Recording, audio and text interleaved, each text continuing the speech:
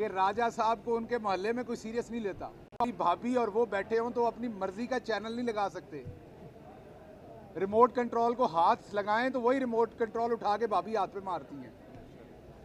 तो वो अपनी मर्जी से चैनल चेंज जो बंदा नहीं कर सकता, उसको अपोजिशन लीडर इन्होंने बनाया हुआ है। अब उन्होंने भी पता नहीं है, वो साडा भरा भी गुआची गां तरह फिर रहा कि मैं हुण करना की है, मैनू की बना छड्डिया जे, क्यों बना छड्डिया जे, मैं मंजी कित्थे डावां ते मैं किहड़े पासे जावां। हुण उन्हां दे उत्ते पटीशन कर दित्ती है, हुण जवाब भी देना पैना है, तो वो भी अंग्रेजी दे विच। इत्थे अदालत दे विच ते पोस्टर नहीं पाड़े जाने। वो कहंदे मैं इनके पोस्टर पाड़ दूंगा। वो बेचारा उर्दू भी पंजाबी च बोलदा करे और उन्होंने जवाब देने की तौफीक दे कि अदालत जवाब दे। दूसरा अहम केस था आज, जो MNAs के रेजिग्नेशन है नेशनल असम्बली से, उस पर स्पीकर जो नेशनल असम्बली है, he is behaving like an absconder, he is also behaving in a same manner. ना ही वो अपीयर हो रहे हैं, ना ही वो कोर्ट को किसी किस्म का अभी जवाब दे रहे हैं, वो भी अपना राय फरार इख्तियार कर रहे हैं। तो स्पीकर साहब से भी मेरी गुजारिश है कि आप कोई वकील पूरी तरह नहीं कर सकते तो रेंटल पे कर लें। राजा साहब, अगर वकील कुल वक्त ही आपने नहीं करना तो कोई वकील शॉर्ट टर्म के लिए रेंटल पे कर लें, आप एक आध पेशी के लिए जवाब तो दें। तीसरा इंपॉर्टेंट केस मेरे मुतल्लिक था और वो केस था एग्जिट कंट्रोल लिस्ट, मीन के आपको बाहर जाने से रोका जाना। ये ऐसे ही है बिल्कुल जैसे आप में से किसी को किसी कमरे में बिठा के बाहर दरवाज़ा बंद कर दें कि आपने यहाँ से नहीं जाना। आपने एक वो 10 नंबरिए की टर्म सुनी थी, वो होती थी कि आपने इस शहर से बाहर नहीं जाना, आपने शहर से बाहर जाना है तो हमें बता के जाना है। अब जब हुकूमत हमारे वोट से आती है, उसको इख्तियार तो देखें।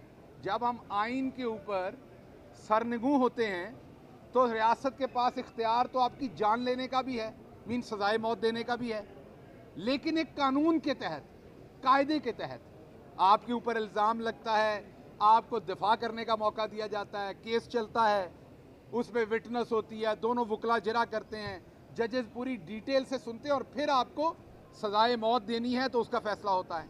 तो हक तो रियासत के पास होता है, लेकिन यहाँ बादशाहत नहीं है, जमहूरियत है। वो 12:57 रात के, मैं रिपीट कर रहा हूँ, 12:57 रात के मेरा नाम PNIL लिस्ट में डाल दिया जाता है। मैंने मुल्क से बाहर नहीं जाना, मैं खड़ा हूँ अपने लीडर के साथ जंग लड़ रहा हूँ मुल्क से बाहर जाने। आगे ईद आ रही है, मेरी फैमिली वहाँ है तो मैं जाना चाह रहा था, पता किया, पता लगा PNIL लिस्ट में नाम डाल दिया। मैं अदालत चला गया, जस्टिस अतर मिनल्ला साहब की कोर्ट थी, उन्होंने पूछा जी आपने इनका नाम क्यों डाला है। जब पूछा तो पता चला कि जी इन्होंने अपने इख्तियारात से तजावुज़ किया है। उन्होंने तारीख दे दी कि अच्छा लाएं, किस चीज़ की आपने इन्वेस्टिगेशन के, मुझे तो भेजा नहीं है। मैं तो कहता हूं भेजो। पाकिस्तान में कम लोग होंगे जो ये कहेंगे इल्ज़ाम तो लगाओ। शहबाज गिल तो कह रहा है इल्ज़ाम तो लगाओ। अपने बाप से जो हक हलाल की रोटी खा के तरबियत पाई है, चैलेंज करता हूँ ये इल्ज़ाम। मिडिल क्लास से हूँ, बहुत ज़्यादा माल नहीं है मेरे पास, लेकिन गैरत है। चंद घंटे रोकने के बाद, क्योंकि पूरी दुनिया को पता है, मैं अभी अमेरिका पहुंचा नहीं था तो मदीना मुनव्वरा में एक इंसिडेंट हुआ जिसमें कुछ पाकिस्तानियों ने नारे लगाए। उसकी पादाश में मैं अमेरिका बैठा हूं, फैसलाबाद और अटक में ज़्यादा डिटेल में नहीं जाना चाहता, लेकिन ये बात ज़रूर करना चाहता हूं कि पाकिस्तान एक आइन और कायदे के तहत चलता है। यहाँ लोगों के बुनियादी हकूक़ हैं, इसी तरीके इंटरनेशनल कवानीन भी हैं, हम उनके सिग्नेटरी हैं। फर करना है वो आपका फंडामेंटल राइट है, वो नहीं रोका जा सकता, जैसे वोट देना आपका फंडामेंटल राइट है। बहुत ही लर्नेड जज, बहुत ही काबिल जज, उन्होंने एक जजमेंट दी 2020 में, PLD 2022 में, सॉरी 119 जजमेंट तो मेलाफाइड है इनकी। ये तो जिसका दिल करता है वन स्ट्रोक ऑफ पेन नाम डाल देते हैं। खुद अपने जो अरबों लूटने वाले इनके लोग थे, उनके नाम इन्होंने थोक के हिसाब से ECL से निकाल दिए। और जिन पे 1 रुपए का नहीं है उनके आउट कर दी कि कब कैसे और क्यों डाला जा सकता है और कब नहीं डाला जा सकता। ये जजमेंट्स जब अदालतें देती हैं ना, तो अदालतों की जजमेंट जो होती है ये असल में मिशले राह होती है अगले कवानीन के लिए। इनको पढ़ के कवानीन बनाने होते हैं, उनकी इम्प्लीमेंटेशन करनी होती है। ये यहाँ अदालत में ऑर्डर मिलके एक बंदे को, शहबाज गिल को या XYZ को रिलीफ नहीं होता। ये जब जजमेंट छप जाती है तो ये मिशले राह होती है हमारे लिए एज अ कौम कि हमने आगे ये काम, ये आगे फिर वही काम करते हैं। कोर्ट्स की डिटेल जजमेंट्स के बाद ये फिर आंखें बंद कर लेते हैं, फिर तौहीन करते हैं कानून की, अदालतों की तौहीन करते हैं।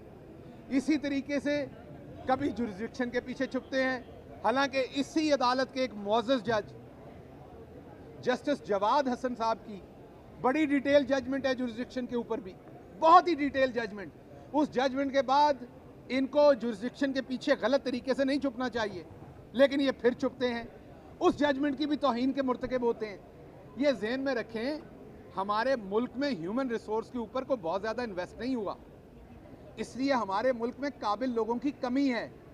ये जिस तरह के मैं 2 जजेस की या और चंद जजेस का मैं नाम लेता हूँ, हमारे पास बदकिस्मती से सारे जजेस इतने काबिल भी नहीं हैं। जजेस काबिल हैं पर इतने काबिल नहीं हैं जिनकी जजमेंट्स कोर्ट होती हैं, जिनकी जजमेंट्स पे आगे कवानीन बनते हैं। आप देखिए ना, यहाँ पर जस्टिस तारिक सलीम शेख हैं, जस्टिस दूसरे जितने भी जज साहबान हैं, जिनकी मैं तो अभी अदना सा तालिब इल्म हूँ, सारे जज। आज भी एक मेरा ख्याल कन्वेंशन हो रहा है वकला का। जजेस और वकला तो मैंने नहीं देखा कि वो आइन के दिफा में किसी टाइम भी पीछे जाएं, लेकिन होता क्या है, ऊपर एक सुप्रीम कोर्ट के जज साहब हैं, वो एक फैसला देते हैं। PTI के हक में उन्होंने अभी तक एक फैसला नहीं किया। मेरा जाती टॉर्चर का केस, मैं नाम नहीं लूंगा जज साहब का अदब की वजह से, उनके सामने गया, उन्होंने उस केस पे मुझे जो मैं रिलीफ मांग रहा था नहीं दिया, बल्कि मेरे वकील साहब को डांटा उल्टा। लेकिन क्या मैं बदतमीजी शुरू कर दूं? क्या उनके खिलाफ मैं कैंपेन शुरू कर दूं? नून लीग ने उस जज साहब के खिलाफ कैंपेन शुरू की है। ठीक है, उन्होंने मेरी पसंद का मुझे फैसला नहीं दिया, लेकिन वो मेरी मुल्क के सुप्रीम कोर्ट के जज हैं। मेरा अदब के साथ उनके सामने सर झुका हुआ है। मैं इसलिए उनके साथ किसी किस्म की बदतमीजी करने की सोच भी नहीं सकता कि फैसला मेरे खिलाफ हो गया या होने वाला है या मुझे वो रिलीफ नहीं मिला। तो जो ये सुप्रीम कोर्ट के जजेस के साथ कर रहे हैं, जो इन्होंने पहले जस्टिस सज्जाद अली शाह साहब के साथ किया, जो इन्होंने उस वक्त सुप्रीम कोर्ट पर हमले किए, ये गुंडे वो सब कुछ दोबारा रिपीट करने की कोशिश कर रही है नून लीग। लेकिन फ़र्क एक है, उस टाइम शायद अकेला अजहर सिद्दीक जैसा बोलता था, शोर मचाता था। अब कौम जाग चुकी है, इमरान खान ने कौम को जगा दिया है। आज इमरान खान ने पाकिस्तान के सहाफ़ी से लेके, वकील से लेके, आम आदमी से लेके, हमारे घर में बैठी माओ बहनों से लेके, हमारे नौजवान से लेके, हमारी गरीब, आज अगर हमारे खिलाफ फैसला आएगा तो हम इस ताकत को अदालतों के खिलाफ इस्तेमाल नहीं करेंगे, तस्लीम करेंगे। लेकिन अगर अदालत की तौहीन करने की कोई कोशिश करेगा किसी भी फैसले पे, तो फिर हम अदालत के साथ, ये कौम पूरी जान के साथ खड़ी होगी, ये काम नहीं करने देगी। इस मुल्क के वकला बड़े तगड़े हैं। आप अगर वकला के जिस आइन के वो पासबान है, उस आइन को हाथ डालेंगे तो फिर वकला आगे आगे खड़े होंगे। फिर ये बात एक पार्टी से निकल के कौम के इशू की, जो पहले ही बन गई है, वो मजीद बन जाएगी। तो मैं तवक्को करता हूँ कि ये जो हुकूमत है, ये इस टाइम अपना नुकसान खुद कर रही है। ये अपने आप को बंद गली में लेके जा रही है। देखें, कोई भी शख्स है, वो जितना मर्जी तुरम खान है,